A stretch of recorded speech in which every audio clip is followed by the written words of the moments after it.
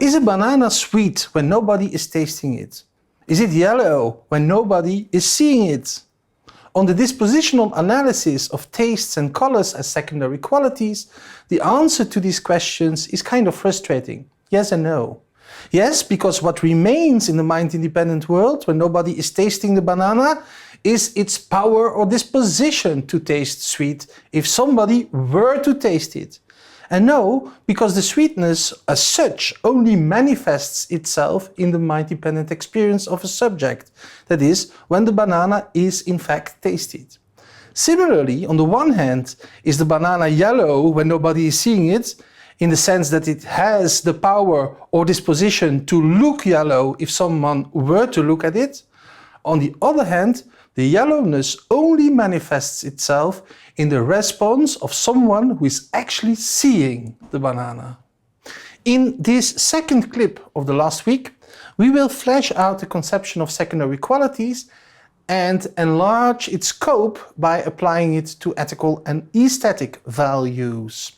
After watching this clip, you'll be able to make up your mind whether you side with realism about tastes, colors, values and the like, or with anti-realism, or whether you rather opt for the third way of response dependency, in between realism and anti-realism, maintaining the delicate balance between the disposition as such in the world and its manifestation in a subject. To flesh out the conception of secondary qualities, we need to address some further questions about the banana. Firstly, is the banana yellow in the dark? Again, yes and no. Yes, in the sense that in normal daylight, it would look yellow. No, in the sense that its yellowness doesn't manifest itself in the experience of someone looking at the banana in the dark. Subsequently, is the banana yellow when seen by a colorblind person, or when seen by a person wearing tinted spectacles? Well, yes and no. If the person were not colorblind or not wearing tinted spectacles, the banana would look yellow to them. Response dependence fleshes out the notion of secondary qualities by specifying the relevant dispositions in terms of the relevant responses, cognitive agents and circumstances. The banana is yellow then if and only if it looks yellow to normal human observers in normal circumstances. In this context, someone who is colorblind is not a normal human observer. And the circumstances being normal includes that there is normal daylight and that the observer is not wearing tinted spectacles. Note how well defined the normality of the circumstances can be. Most of us have learned to distrust the spotlights in a clothing retailer because they may mask the true colors of the clothes. Their true colors being the colors they exhibit in normal daylight. Now consider the following biconditional expressing that property R is response dependent. X is R if and only if X produces response R in observer O in circumstances C. Don't bother too much that R occurs on both sides of the equivalence.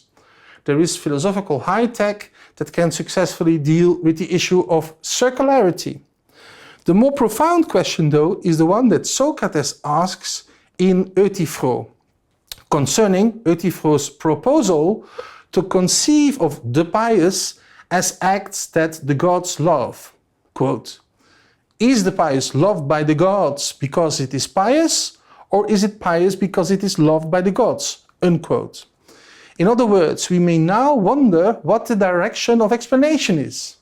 There is a detectionist or objectivist reading. The banana appears yellow to normal observers in normal circumstances because it is yellow. And there is a projectivist or subjectivist reading. The banana is yellow because it appears yellow to normal observers in normal circumstances. Anti-realists like Michael Dummett, Crispin Wright and Mark Johnson have proposed widening the scope of response-dependent properties and to include, for instance, values. This eases the tension in the meta-ethical debate a bit, but at the end of the day, being anti-realists, Dummett, Wright and Johnson opt for the projectivist or subjectivist reading of the biconditional. However, doesn't this move nullify the progress that has been made by opening up response dependence as a third way, right in between realism and anti-realism?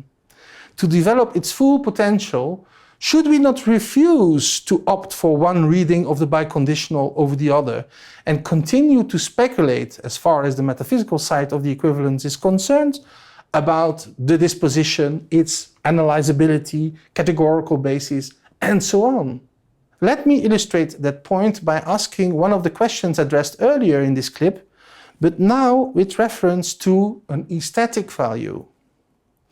Can a landscape on some distant planet that nobody has actually observed be beautiful? By now, we can happily embrace the qualified answer, yes and no. Yes, because were the relevant observers to experience the landscape in the relevant circumstances, it would appear to be beautiful to them.